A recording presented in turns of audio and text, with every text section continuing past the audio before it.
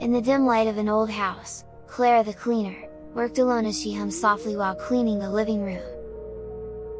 The house was large with creaky floors and dark corners, but she was used to it. She always worked alone in the day when the owners are out for their jobs. As she vacuumed in the hallway, a faint noise caught her attention. The sound of shuffling footsteps and whispers are coming from the master's bedroom. Clara's heart raced because she was supposed to be alone in the house. Carefully, she crept toward the noise, her footsteps nearly silent. Through a crack in the door, she saw two dark hooded figures rifling through the drawers and closets. Her breath caught in her throat. They are burglars in broad daylight. Panic surged as one of the robbers turned and spotted her with eyes widened with cold menace. He grabbed a gun and advanced toward her.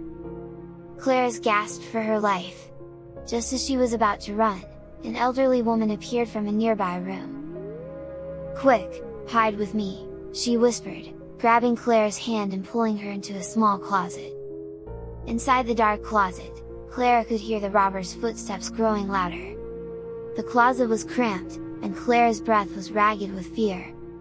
The robbers were close. She could hear them searching the room. The closet door creaked open and Clara's heart pounded as she peered out. But instead of the robbers, she saw police officers open the closet. They quickly subdued the burglars whose shouts were echoing through the house. When the chaos had died down, Clara turned to thank the old woman, but she was gone. The police had been alerted by a neighbor who saw the burglars breaking in.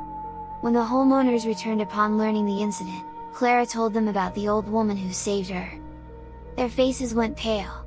The lady owner said that there's no old woman living there.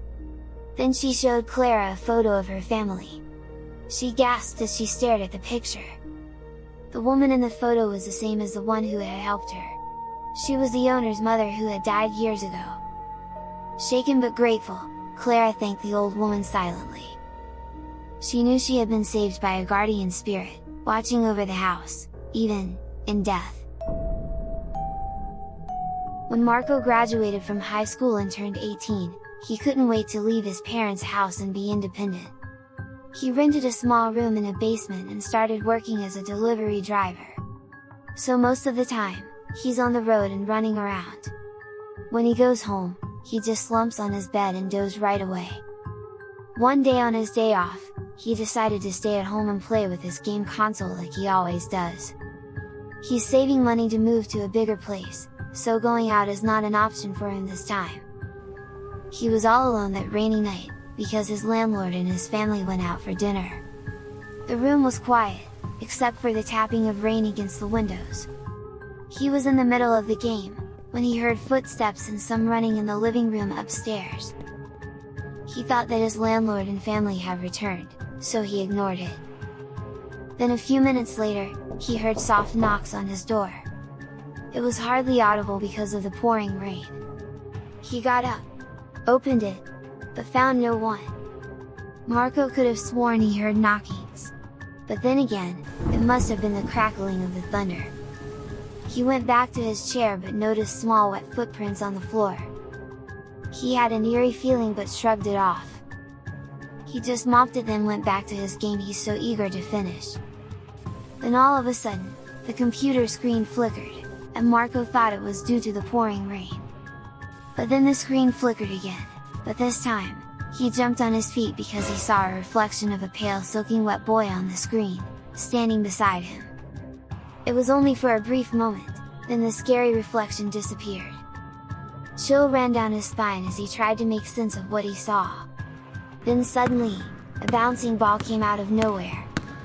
At that instant, Marco immediately ran outside his room and sprinted upstairs to the living room, only to find out that his landlord hasn't come home yet. But he could have sworn he heard loud footsteps earlier, but there he was, all alone in the house. Then suddenly, the front door burst open. He was relieved to see his landlord and his family enter the door. Marco told them what happened, and his landlord and wife were shocked. His landlord told him that they had a son who got hit by a car a couple of years ago.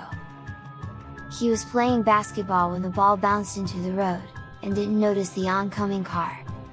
Since then, strange incidences started happening in his son's room, which is the room Marco is currently renting. His jaw dropped as he learned the truth. That's why his rent was cheap. Because the room is haunted. Marco went back to his parents' house, saving up money so he can move to a bigger and ghost-free place. His dream of being independent needs to be on hold for the meantime. He prefers to be living with his parents for now, instead of living with something unknown.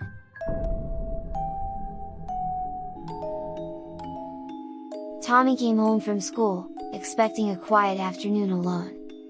He dropped his backpack and plopped down in front of the television, hoping to relax. As he settled into the couch, he heard the soft thud of footsteps coming from the stairs. Curious, he looked up to see his mother descending the stairs. "Mom, I'm hungry!" Tommy called out, but she didn't respond. She walked past him and went back upstairs, her footsteps fading away. Tommy got annoyed but thought her mother was just busy. Then all of a sudden, the front door creaked open. Tommy turned to see his mother walking in with grocery bags. "Oh good! You're home! Can you help me with these?" she asked, smiling. Tommy's eyes widened in shock. "But you were just downstairs! How did you go outside?" His mother's smile faltered. "I've been at the store the whole time. What are you talking about?" Confused and a bit frightened, Tommy went upstairs to check. The rooms were empty, silent. His heart raced as he stumbled back downstairs. The thought of seeing his mother in two places at once made Tommy shiver with fear. As he looked at his mother's concerned face, he felt a creeping dread. One of them hadn't been his mother, at all,